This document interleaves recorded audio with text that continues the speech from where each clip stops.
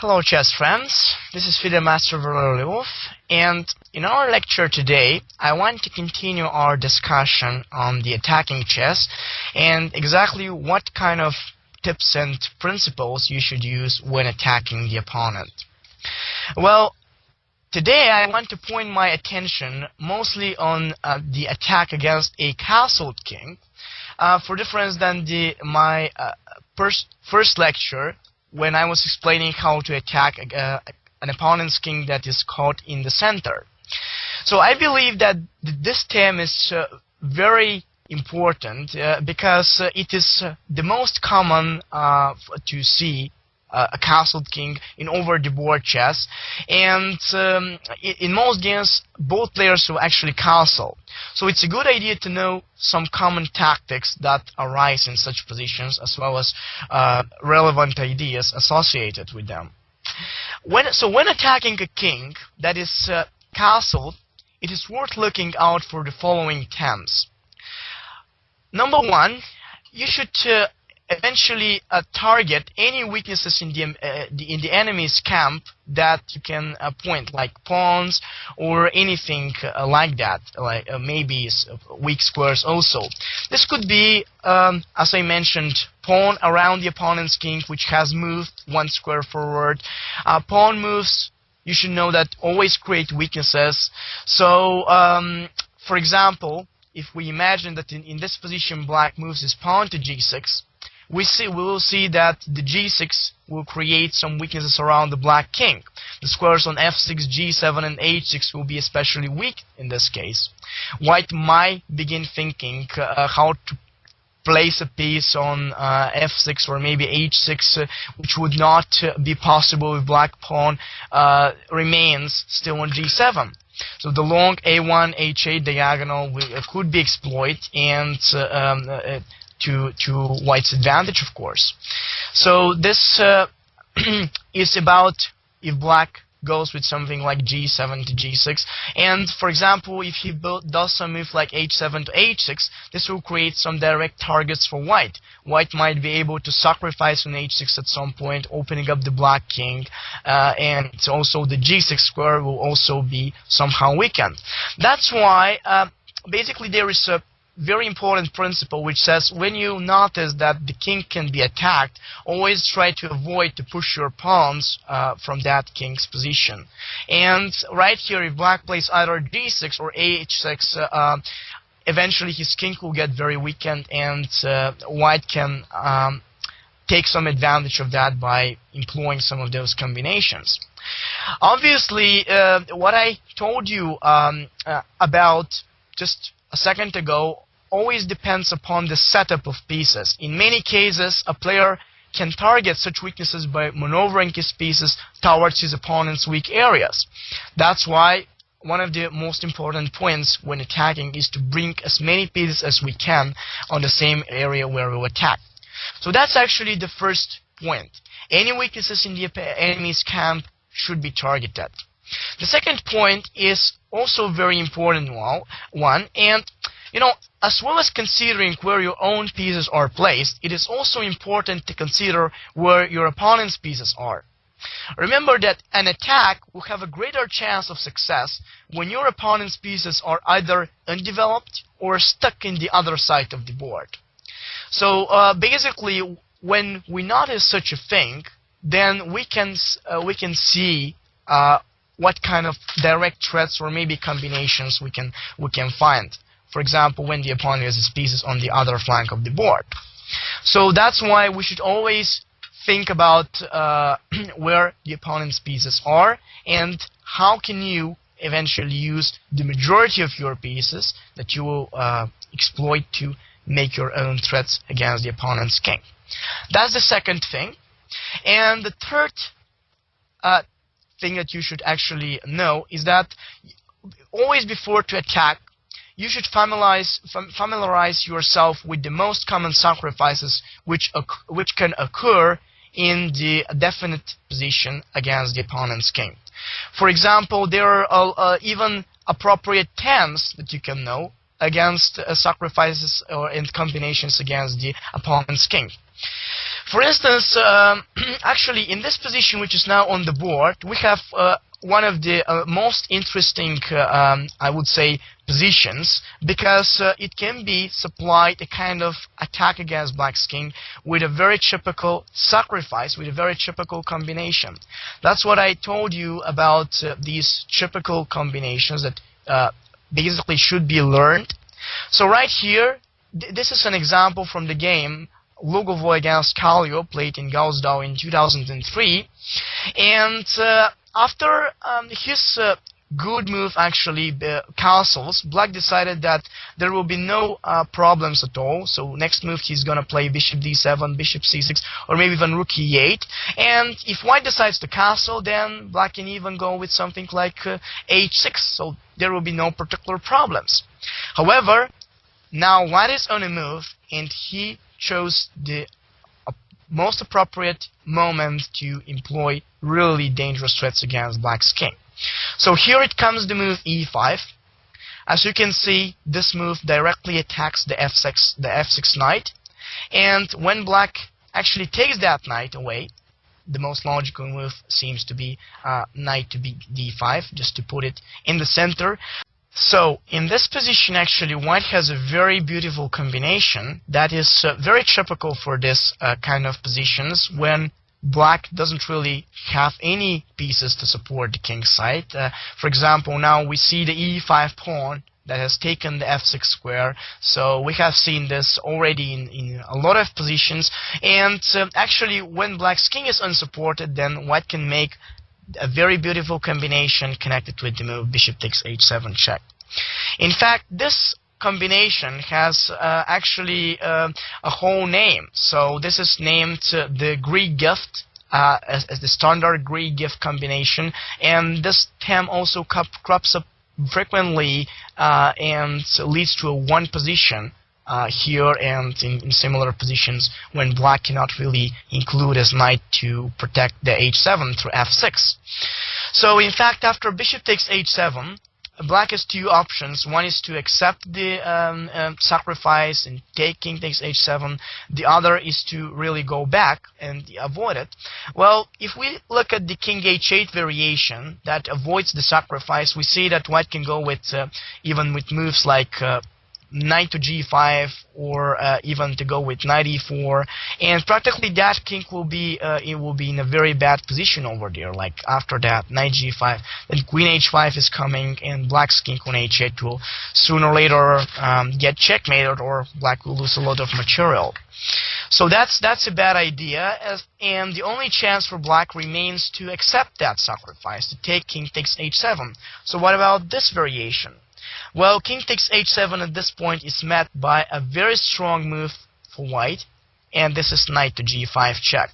So by getting Black's king into this check, White also opens up the diagonal of the queen to h5, and also he is able to put some direct mating threats. For instance, now if Black plays king g8, that seems to be the most logical to bring the king on a safe place, then there is the queen to h5 coming, threatening a checkmate to h7, and after rook e8, the only way to free the square for the king to go on f8. Then there is queen takes f7 check, king to h8, and then there is simply coming back of the queen to h5, and then after king g8, queen h7 check, king f8, queen h8. That short but very strong combination practically leads to a checkmate. Black's king has nowhere to go. Now we saw a particularly instructive case when White is practically destroying Black's pawn bastions on the king's side with just few moves, and then basically he continues with attack of his strong pieces like the queen, and he's checkmating Black. So of course Black can go other way, like choose not to go back on g8 because of queen h5, but he might want to go forward. But actually this is also not such a good option. If he goes king h6, then there is knight takes f7, double discover check, and Black's queen on d8 fails next move. And if he plays king g6, which actually happened in the game, After king g6, white can play the very simple but lethal actually queen c2 check. So now black's king is checked. If black goes with king h5 then or king h6, then there is queen h7 check coming, and next move, since the knight on g5 is supported by the bishop, there is the very nice and beautiful checkmate with the pawn from h3.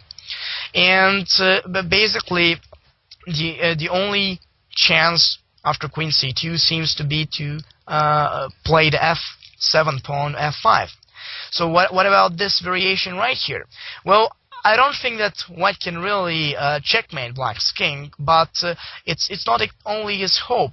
His main idea was to force him to go forward and at least to gain some big material advantages. After f5, white can take en passant. Now black's king is under the check, and after king takes f6, white followed this up with knight e4 check. Again, black's king is in trouble, and now since black is forced to go back with the king, white is following it up with queen takes c5 check. Already he took back the bishop sacrifice that he gave with bishop takes h7. He has a pawn more and additionally a decisive attack against black's king.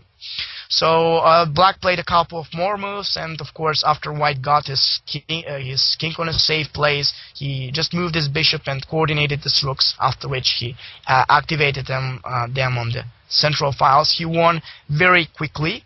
So the point of this position, the whole combination of white, and why it is possible, is one of the major ideas when we want to employ attack against a castled king of the opponent. Remember that attack against the castled king of the opponent is only and always possible if the opponent doesn't really have any more pieces supporting his kingside position. So if he's left without supportive manor pieces on the kingside castle, and also if he doesn't really have any solid rock pawn bastions to protect them, then we can even consider sacrifices with pieces in order to really destroy these pawn bastions and then continue with some additional threats against the king. So that's the so-called Greek gift combination with bishop takes h7 that is particularly instructive to show us how we can employ attack against an opponent's castled king when it has no sufficient protection. But now let me show you a very instructive example that was played from one of the great Russian chess players, Mikhail Chigorin. So he employed attack against a supported castled king, and it was a really beautiful and magnificent example.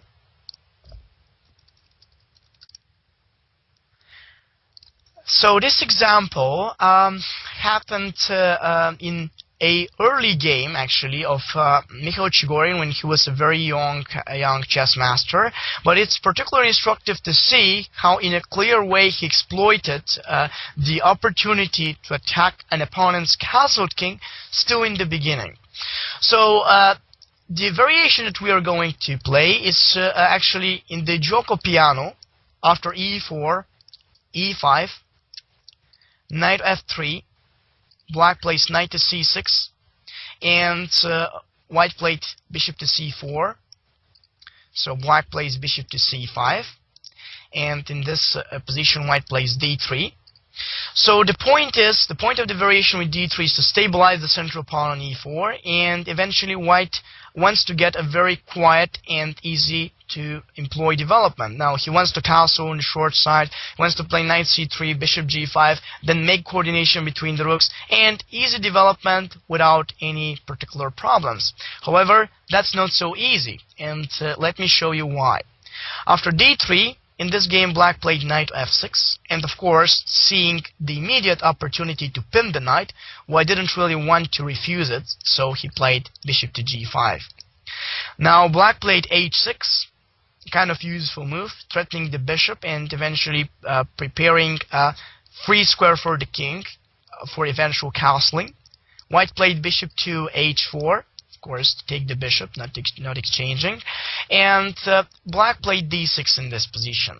So here white made a mistake by choosing to castle on the king side and Mainly that was a mistake because he underestimated the opportunities for black to start even a immediate attack, considering that the position is closed, and that he doesn't really have the castle. So black is not castled at this point, and that's really something very important. So at this point, 7-move castles for white is premature and incorrect. There is a danger of black's replying like g5 and following up with a pawn at storm attack against white's castle position. So remember that in a very large occasions of when white castles on the king side and black doesn't have the castle in gioco piano, black is getting very strong activities over there with his pawns and his pieces. So after castles, black played the immediate g5. Once again, one of the most important ideas behind black's success with g5 and h5 is that the position is closed. So if the position was opened, as we learned the previous time, black's king in the center can be attacked very easily by white's pieces. So now we have the pawns on e5 and d6 that are protecting the king. White doesn't have open files to attack, and he doesn't have even a good way to try to open those files, since d4 is now controlled by 3 pieces. And for c3, white will need some additional preparation that won't really happen so easy. So after g5, black is starting the immediate threats. White took his bishop back to a g3, and black played a very strong move that on a first sight it seems like it's completely suicidal. So black played h5 in this position, sacrificing the g5 pawn, but as we can see, h5 has the clear idea because black wants to play h4 next move and trap white's bishop. However, it doesn't seem to be very clear why is black giving to white an opportunity to take on g5 and in the same time to threat on f7. However, there is a particular reason, and I will show it to you now. After knight takes g5, black played the simple and a very confidential h4. And now, in fact, black doesn't worry about the consequences of knight takes f7 and what kind of material he will lose, but in fact, h4 is not pointed only against white's dark square bishop on g3, but what black wants is to continue his attack consistently. In fact, he gives up his queen, as you will see, for the bishop on g3. Of course, this wouldn't be a good exchange if white had not castled, but against the castled position, the attack is actually decisive. So, of course, white decided that knight takes f7 will be more effective, of course, if he takes with the bishop, as we can easily see. Bishop takes f7 and king f8 would not really create any problems to black, so next move he would take the bishop and white will end up with a bishop down. So knight takes f7, and what about this move? Now that the queen is hanging as well as the rook on h8, so it seems that white should be winning here. Well, after knight takes f7, Chigorin shocked his opponent with the move h takes g3. Now this move actually sacrifices the queen, and in fact white is losing in a kind of forced way, so he can't get out. Already this is a completely lost position. A very beautiful finale happens when white takes the queen. I'm just going to show you this a bit later, but let me explain what happens after h takes g3. If white takes the pawn instead, now remaining with the threat on the queen and the rook on h8, after h takes g3, black can simply go with queen e7, and in fact after knight takes h8 there is the simple queen h7 coming, followed by knight g4 and threatening checkmates like queen h2. Black's attack on the king side is simply decisive. For this reason, it's not a good idea for white to take the pawn. He has to get his chance and take the queen, as white exactly did. So there is knight takes d8. And what about black's pieces? If he goes with g takes h2, it seems that white will simply continue with king to h1, and this king is very safe there. There is no concrete idea how black can checkmate. If he plays maybe g takes f2 check, White can even go with something like king to h1, and again we see knight g4. Some checkmating threats will be met by h3. There is nothing else that can happen. White's defense seems to be very solid, and black's pieces don't really seem to be so many to attack against white's king. So what should happen in this position? That was a question that also some chess masters, not really intermediate players, some chess masters asked me when they saw that position for the first time. So they asked me, what is going on here? Why did black really go on that side of variation? So here I can say that in fact it's not about the threats so much as it's about the initiative. Remember that when attacking, it's very important to follow initiative. Initiative presents the possibility to include more pieces with threats against the opponent's position. So right now, moves like g takes h, g takes f, knight g4, they wouldn't really be so effective because they will not bring any other new forces to our attack. In fact, the strongest variation for black is to play bishop g4, attack white's queen, and next move basically to employ some other pieces. So the important thing when we are actually making initiative is always and only to try and add new forces to the attack. In fact, now after the move queen g4, after the move bishop to g4, if white say doesn't really want to give up the queen and play something like queen to e1, black can continue with knight d4, particularly strong, and the plan is next move to go with knight e2 check. So if white tries to protect it with knight to c3, there is a very beautiful and really nice checkmate that can arise. Black can play knight f3 check, g takes f3, and there is a very beautiful bishop takes f3 coming. The bishop from c5, as you can see now, is pinning the pawn on f2 to white's king on g1, and in the same time, if he takes on g3 with his own pawn, then there is the simple but very beautiful rook h1 check. White's king has no any squares to go. If white doesn't take on g3, then next move black's threat is connected with g takes h2, and white's king will have no squares to go. As you can see also, the queen from e1 blocks the way for white's rook to go out on e1, and that's really horrible. So it's all in black's favor after the variation of knight d4. And well, what about some other moves? Like, say, what about if white tries queen to c1? Well, in this case, black can still play knight d4, and additionally, we have the threat of knight e2 check, and the queen will be hanging. That's very important because after, say, knight to c3, knight f3 check, g takes f, and bishop takes f3, even if white tries to go something like rook to e1, g takes h, king to f1, and h1 with a rook even, will actually force a checkmate to white's king. Very nice and still precise way to finish the game. So basically, in our example, white didn't really force the events with queen c1 or queen e1 just to try and see what black has in mind. He understood that the situation is already difficult since knight d4 is coming, and he tried to play knight f7. Now, it seems that there is a tricky idea.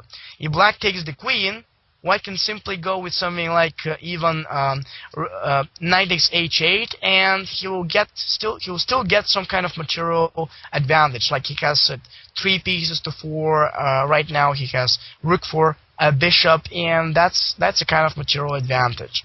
I don't say that white's position is very beautiful here, but still, at least he will really force black to lose his attacking opportunities. That's why after knight f7, black didn't take the queen.